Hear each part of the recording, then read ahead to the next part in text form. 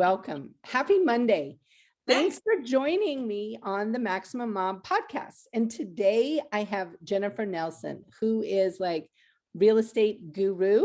She owns a real estate firm, which we're going to talk about because she has some interesting things. She has partners, which we lawyers always are fascinated by partnerships. Welcome, Jennifer. Thank you. Glad to be on it. It's fun. Yeah, thanks for coming.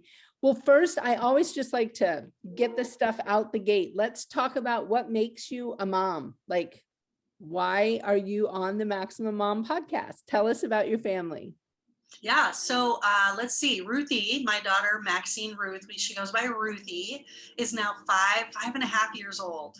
Can you believe that? I know.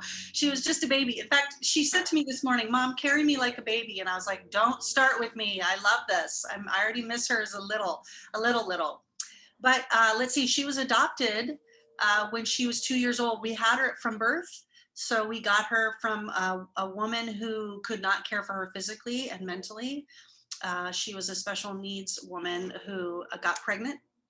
And then through the state, we were able to get her right from the hospital right after she was born. So it was pretty awesome. She was a little 5-pound, 7-ouncer and brought her home. And then for 2 years, sort of had her without knowing if we could keep her yet, because they do have to go through the whole thing. So that was incredibly anxiety filling, but got to adopt her when she was 2 and now she's 5.5. So yeah, we had 1 hour notice, Elise, by the way, 1 hour notice. Yep. No way.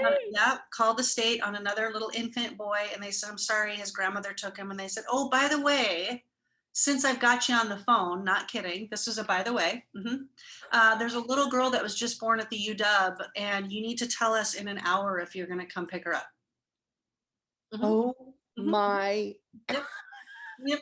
So I was at the 9-month ramp up. Oh yeah, no, none of that. I mean, literally we're driving to Target on our way to UW to get a car seat.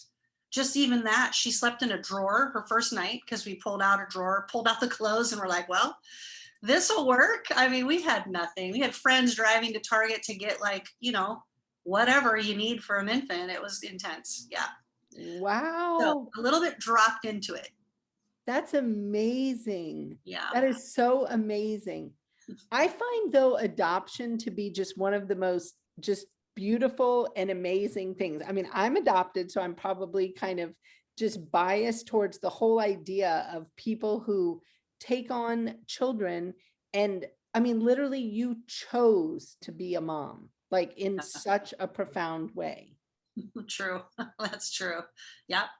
And I love that. Well, in watching you and Ruthie's adventures on social media, like Ruthie is a doll. I mean, she is very precocious, I think, for her. Oh boy. Yes. Yeah. What did she tell me the other day? Mom, I'm in charge of my body. And I wanted to be like, well, okay, except for the parts about eating and sleeping and other parts I'm in charge of. But yes, I want you to learn that because you are, especially as a little girl, right? Absolutely. Yeah, she's quite a personality. Oh, she is. But it just seems like she's able to flow with things, like watching your cousin, adventures where she's with these bigger cousins. Oh, yeah, way bigger. Yeah. Do they just dote all over her? Of course. She's the youngest, which is perfect, right? I love it. So I'm the youngest of 3 girls, and then my brother was adopted later. So there's adoption throughout my whole family. My sister Stephanie has adopted 2 daughters, and my brother Paris was adopted. And then my dad's brother adopted 5 children. So there's adoption throughout our entire family. Yeah. Oh, that is awesome though. I mean, because then for Ruthie, there's not, I think in some families adoption is unique. So it kind of can feel, I would think, a little off-putting, in the children, but in your family, it sounds like it's just part of the routine. Yeah, it's a part of the course. Yeah. That is awesome. You end up adopting, yeah. Well, tell us now about your life as an entrepreneur. I mean, I mentioned you're a real estate agent and you do own your own business, which seems like it has some different legs to it. I mean, I know of your business as both a real estate firm, but also you've done the wedding venue place. And I mean, tell us about your journey. Yeah, thank you. So, gosh, real estate started for me 19 years ago. I was working as the dean of students for University Prep up north. And I bought my first house and I was like, Okay, that was kind of fun. And I've always loved sales, but I've never loved salesy people or Right. a product. Like I thought if I have to sell sunglasses, I'll hate them pretty soon. Boring. But if I could work on a service level and sort of always be upping my game and changing that, that would be interesting. And I'm probably ADD. I've never been diagnosed, but I've self-diagnosed for sure. So I do think all realtors on some level are ADD. Anyway, so I bought my first house that I think I can do this, got licensed, went for it, and just jumped in. Like they said, you got to jump in. You cannot do this halvesies. Still working in the school and I'm still doing that. No, doesn't work that way. So they said have a couple months reserve, which I barely had. And I was like, let's go, and jumped in. And real estate has been so fun. I've enjoyed it. I mean, there's ups and downs, of course, but it's an adventure. Like every day is different. And I love that about it. Never boring. Anyway, worked for a couple big firms, Windermere, some other firms, and then decided, you know what? Windermere is a great company, but it's a giant ship, right? And so they can't be as nimble as we wanted to be. So we kind of kept banging our head against the wall with some changes we thought we should make. And I was in management at the time. And so a couple of us decided to start our own deal. And that was another big leap of faith, like, hey, Yeah. here we go. So we found this space down in Soto, where I am right now, actually.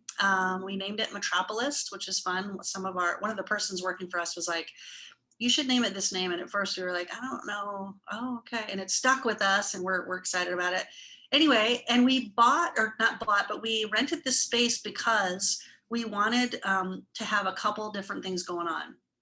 So if you've ever been in a real estate office, they're terrible. Terrible. Right, super low ceilings, that light that like sucks the life out of you. There's no Yeah. aesthetic, whatever. And yet we're talking about a company that helps you buy beautiful homes. So it's Right. weird that the majority of offices really are terrible. So we wanted a pretty space. And so we found the space that could be pretty, that could accomplish us having client parties, which we do 4 or 5 times a year in it. It's a 7,000 square foot warehouse down in Soto, and it allows people to come from all over. It's pretty centrally located.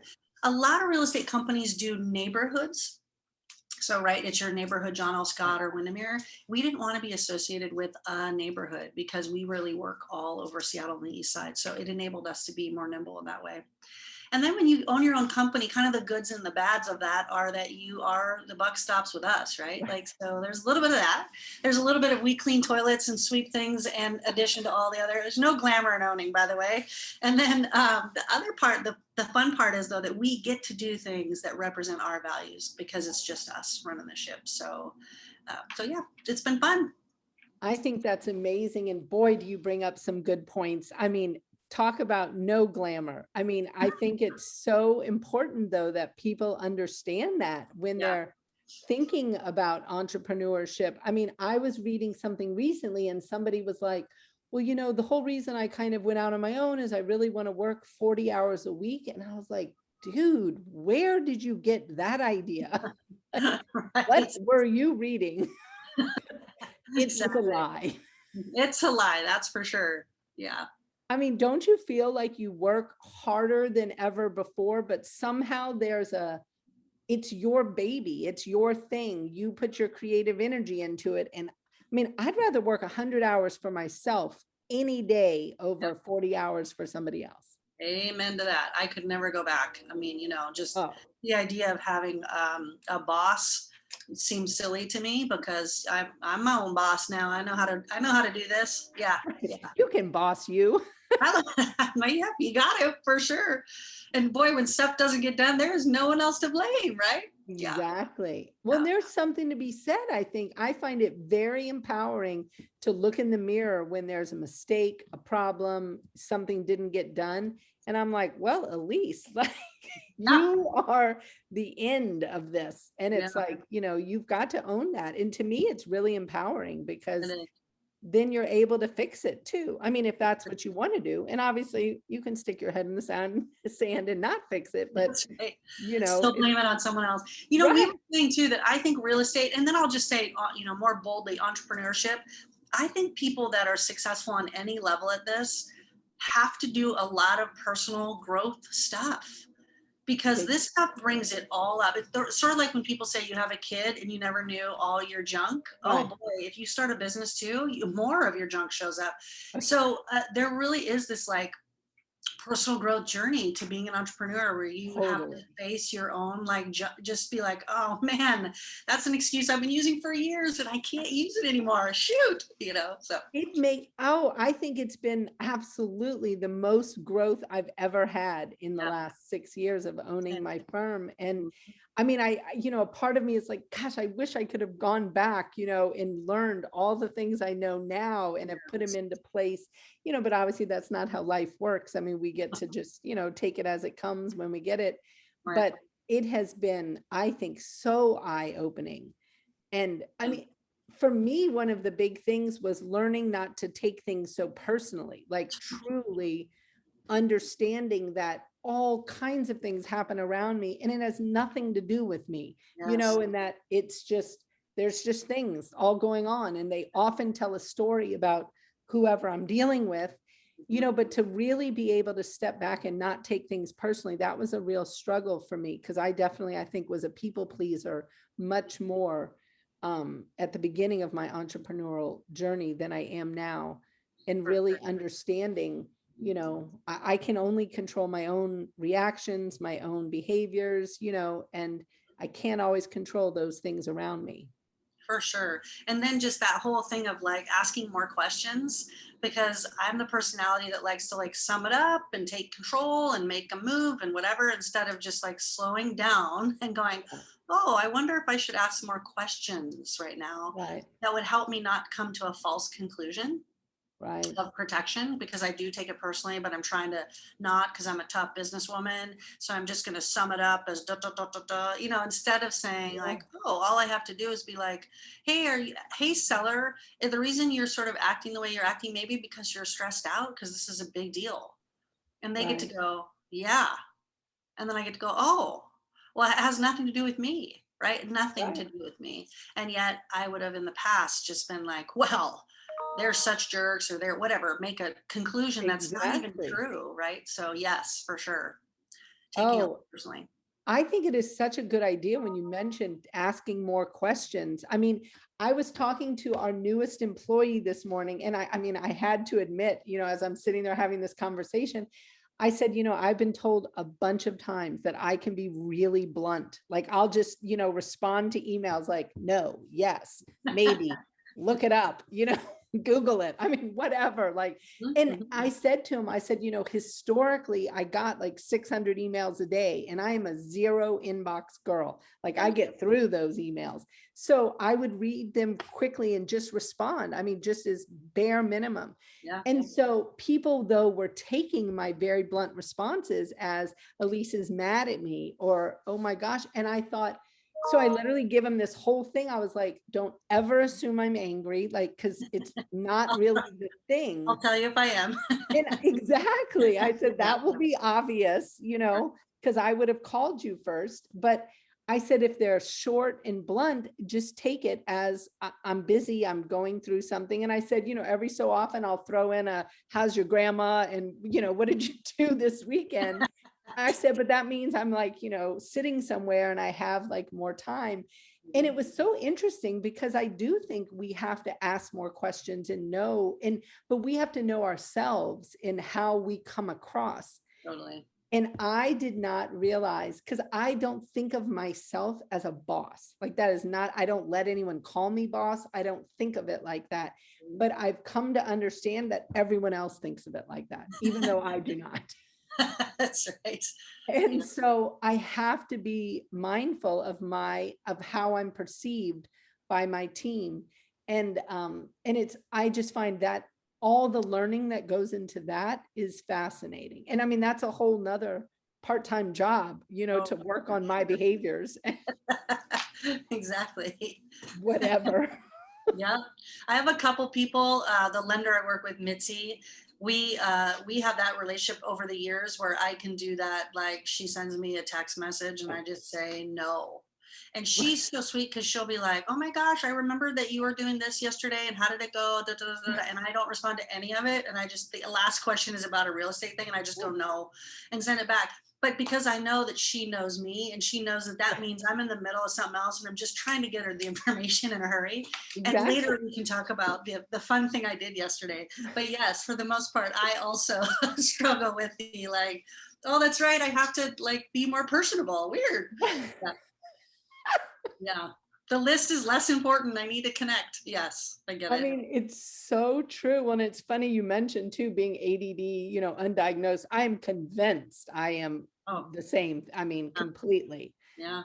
I think a lot of us entrepreneurs are though, like just that whole, where we wake up one Monday and we're like, oh, I have a great idea. And God forbid we dump it on our team and they're like, you want me to do what by when? That's And how did you decide this? Yeah. I'm like, of course I decided it out kayaking. It was a brilliant thought that came to mind. And yes, we're going to implement it. You should kayak more, by the way. Yeah. No, I do. And my assistant too, Jenny, she's so funny because I will text her at 11 o'clock at night sometimes and the most random stuff. And she's so patient because the next morning she'll send an email that outlines like she's trying to get clarity because she's like, what? It was that. And I'm like, yep, hang with me. Yep, we're going to get it done. Yeah, it's good. I mean, every entrepreneur needs a Jenny though. I mean, somebody who can really like rein us in and I mean, bring us back to what the steps are to whatever our ideas are. Because I think, I mean, if you let us loose, I mean, we can come up with so many ideas, but then getting somebody them has to implement this. Somebody does who's got some ability to go from A to Z and follow all those letters in the middle. Cause I'm like, well, yeah, we can get to A to Z. Let's skip all those stuff in the middle. You don't need that stuff. Exactly. Those silly letters. Focused on the Z. I like it. Yeah. Yeah, it makes such a difference. Have you ever read a book called Traction? It's about an entrepreneurial operating system. You'd probably enjoy it because it really is that interesting dynamic of a visionary and an integrator, somebody who really can take your ideas and then run with them. But it's a really interesting idea to kind of help organize a business around, having ideas come from a visionary and what do you do with them? Because it is like, I mean, it's like you throw that hand grenade when you're sending your 11 p.m. text. Totally. Yep. I sometimes feel like I'm volleying a ball, like in tennis, and I just sent a shot over and I'm like, okay, now what? Totally. I have to admit, it made me think of this when you said it. Sometimes I respond to emails with a question just so that I can be done with the email and now it's back in their court. Do you know exactly what I'm saying? Like it might be random. It might even be a crazy detail that I might, if I read the email again, understand, but I just don't have time. So I'm like, one way to do this is to just reply with another question. Lob it back. Here you go. Can you send this again? Because I don't have time and I want my email box. I'm with you. My inbox has got to be 0. Can't stand it. When something lingers in there, I'm like, no. So yeah, that's a technique, by the way, for anyone watching, you can try, is just to reply back, trying to clarify something so that you can get it out of your inbox. Yeah, funny. I mean, I have these crazy inbox rules, but I have to say they've been really helpful. And the more I verbalize it, the more I realize people struggle with inboxes. Like emails are a big thing. Yeah. I have a do, delegate, or delete. I mean, so I cannot read the same email twice, because if I have not do, delegate, or delete. I have messed up. All right, that's great. It has really revolutionized my inbox because it makes me decide right then and there on the spot if I can do it. Now, the only problem with this protocol is depending on my mood when I'm reading determines whether it's a do for me or whether it's one of those others. That's right. Yep.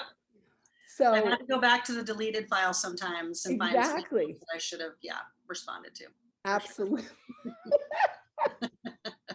Oh boy. Well, tell me, how do you juggle, I mean, being a mom of a young one, running a business, and then actually, I mean, because you're still involved, right, in the day-to-day business of selling property and buying property and all that, aren't you? Yeah. Yeah. We joke at Metropolis as the three owners. We joke that in order to have food with our meals, we have to still sell real estate. So we own a brokerage, but let me tell you something about brokerages. There's not a big profit margin in owning a brokerage. So you start a brokerage because you want to have your values be out there, but you don't start it to get rich or to stop selling houses typically. Right. And also I love real estate. So just managing people that sell real estate sounds like babysitting, and I don't want to do that. I'd love to help mentor them and, help them along their way, but I don't want to stop being in the, all the negotiating and all that. That's the stuff that really gets me going. But yeah, having a 5-year-old and running a business, I have found that I thought I used to be efficient, but boy, howdy, am I efficient now, because you have to be. So you have these windows of time where you like make your list and you're like, go, just put your head down and go, because pretty soon, Ruthie's home from school or I've got her. Right. And I obviously not had Ruthie, but got Ruthie as an older mom.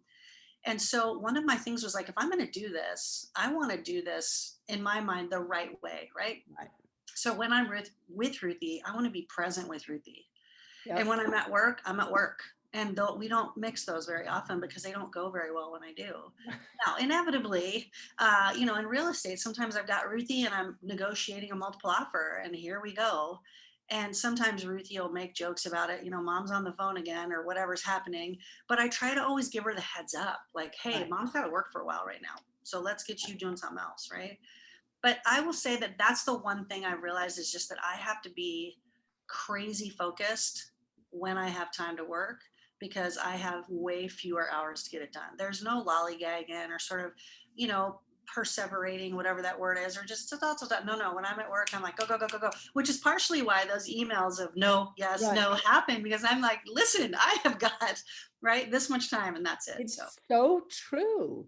yeah. I mean, to me, my only time that I get to really kind of lollygag is I love waking up super early in the morning. And then I feel like I can kind of think and I don't have my kid noise and they're all asleep or, whatever. And I can just, I don't know, I find that good thinking time. But I mean, I, like you, when my children were younger and around, I mean, it was such a bifurcation of work and trying to be a parent that was present. And I mean, it's a battle, because there are times that it's really hard and your children really do need you and to be present, and they are not quite as efficient because teenagers, I mean, there are times I'm like, could you just spit it out, whatever you're trying to tell me here? But no, we're going to have to like drive across the town to a football game. And then right before you get out, you're going to drop the bomb on me, like, whatever you've got to tell me. And then I'm like, okay, I got to wait 3 hours for the football game to end and then, get you back in the car. And it was like, okay, this was like a multiple hour event just to get you to tell me what you needed to tell me. Totally. It's rough. I have noticed too that when I'm in the car with her, because I'm like, okay, she's contained in her booster seat, right? And we've got somewhere we're going, that I'm like, oh, I can get on Marco Polo or I can make a few calls or whatever. But then one day I was like, I'm going to do a little experiment. And I didn't get on my phone and I just sat in the car and drove. And pretty soon, Ruthie's telling me a story about this, that, and the other, and asking me a question and showing me something out the window. And I thought, okay, it's not really cool for her to feel like she's in like a taxi cab, right? Like I'm her mom, like engage her when you're in the car. And she's still young enough where she just wants stream of consciousness. And I just need to be present to pick it up. And if I'm on a phone call, it's interrupted. Yeah. So I'm trying really hard, which is hard for me, to just like be in the car. It's weird if you're so used to being on the phone in the car, to just be in the car with your kid and just wait, just see what comes up for her, right? But it's been really good. Oh, I think that is gold. And I think it is amazing you figured this out at such a young age with her, because truly your car time with your children, and I can assure you, it becomes way more important. I mean, because it's like big life things from like, 13 on. I mean, they will like walk around snarly, do that typical kid thing, get them in the car. And all of a sudden they're telling you all this important stuff. And, you're trying to keep your straight face, not crash your car as they're, telling you these things are telling you. But I mean, I have thought as a parent, the time that was the hardest for me was when my kids got their driver's license, because then I had to create these opportunities and really intentionally, Yeah. because I mean, car time is just golden for adolescents and teens. I mean, they will, I mean, yeah, tell you some stuff. I mean, we've had some really interesting things happen in car rides, and I'm Yeah. just like, well, thank goodness I was here. Yes, exactly. And Yep. yeah, Today, Ruthie told me that she decided she is going to get married after all. She did before she wasn't sure, and that she was going to marry a girl because mom, I like girls. And then she said, well, I kind of like Marshall too from the Paw Patrol, so maybe it'll be a boy. And I'm like, yeah, either one, you'll figure it out. you'll So, figure it out. But yeah. these are all very important things. I Yes. mean, and Yep. she's got ideas. And I just think, I mean, it's so hard, but I think we all have to kind of slow that hustle down, especially when it comes to our parenting. I mean, because I feel like so many of us entrepreneur types, I mean, we are hustling a lot and in every direction. And being able to be a parent who's not on the hustle all the time and being present, like you say, just to catch these things that are happening and that she's thinking and seeing and feeling. And I mean, it's so valuable, but boy, I know it just doesn't come easy for you. I mean, because I know how hard it is for me. There's times that I'm like, oh my gosh, I've got 22 things I need to be doing right now. Totally. But I'm just going to stop. I will say this too. It made me think that we're trying to teach new agents, especially at Metropolis, that this business can run you or you can run the business. And a lot of agents, I think, even seasoned agents, let real estate and sort of all the demands from their clients be in the driver's seat instead of them saying, as a professional, here's the times I'm available. And certainly if we're negotiating a contract, I'm going to be more available. But you don't have to like not have a life to do real estate.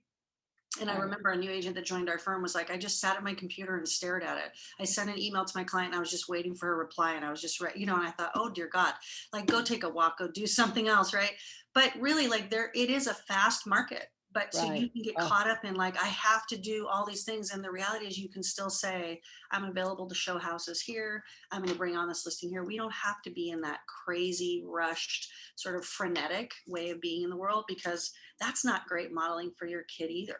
Right? Like watching you not have any sort of balance and be always like frenzied is a weird way to parent too. So, and I don't think that's just from being seasoned. I think you can start that practice even as a new agent or as an entrepreneur to say, am I gonna run this business, or is this business gonna run me? So, and it's so, I mean, I know in our field of work, I mean, it's very similar, deadline driven, client, emergency driven, where things are happening, and it's hard. I think it is a hard thing for people to navigate, but I think it's something we've got to think about. And I know for me, the pandemic was really helpful in this regard, being able to be at home more and see all the running around I was doing. And now I'm like, oh, I actually don't have to go to all those kind of meetings. I can do them by Zoom, which buys me like hours of time that I'm not stuck in traffic or doing whatever. And so, I mean, I've been really appreciative of the pandemic in that regard. Me too. I read this thing about Zoom fatigue. I know everybody's talked about it forever, but one of the things that they said, which I loved, and I did it the other day, and it was like life-changing, was they're like, make a Zoom appointment and tell the person that you're going to do the Zoom that you're going to do it just by phone and no like, camera, and then go take a walk while you're talking to them. Oh, wow. And I'm telling you, it was life-changing for me. I was far more attentive to them because on Zoom, you're like, does my hair look good or what's going on? And I mean, it's so many distracting things. Plus you're like on a video call, right? Forever. But a phone conversation felt like it was a more natural progression anyway. And then I could be moving my body at the same time. So I'm knocking out my exercise, but I'm still having a one-to-one with somebody I want to talk to. And I don't know, it was great. That is awesome. That is a really smart idea. I mean, Zoom fatigue, I do think is real. I was reading something and it called it was saying like, what word would we use to describe what people are dealing with now? And they used the word languish. And I thought that was fascinating because I do think a lot of people, that's how they're kind of feeling, you know? And I think that, I mean, I don't know, I'm just very hopeful that people will be able to take what is positive from the pandemic and keep it moving forward, you Totally. know? Yep. Because I do think all of us have had, I don't mean obviously to underestimate all the trauma people have gone through with businesses or loved ones sick and all that. But some of the, you know, peripheral positive things have been, I think, important for us to take note of as well and be able to try to hang on to those or make improvements even on them as we move forward. Because I know from a legal standpoint, I mean, we see clients spending so much on legal fees because we're not sitting in court waiting for hours for some inefficient system. I mean, we're actually hopping on the Zoom 10 minutes before a hearing and doing the hearing and getting off. And we didn't drive anywhere. We didn't, and it just saves clients so much money. So it's a real access to justice issue. That's cool. Wow, that's great. Yeah, I just wonder sometimes how, I mean, how the ripple effect of how much will change in our daily practice because of this pandemic. And like you said, not to take away from the obvious like hardship, but to say there's always a silver lining. And wow, that seems like I'm more aware of the silver lining lately. Yeah, me as well. I really appreciate you joining me today. It was great to talk to you. Same. It was fun. Thanks for having me. Absolutely. And you enjoy the rest of your day. And I hope you get some fun Ruthie time later. I'm sure I will. More fun conversations to be had. Absolutely. Thanks, Elise. Okay. Thanks, Jennifer. Bye-bye.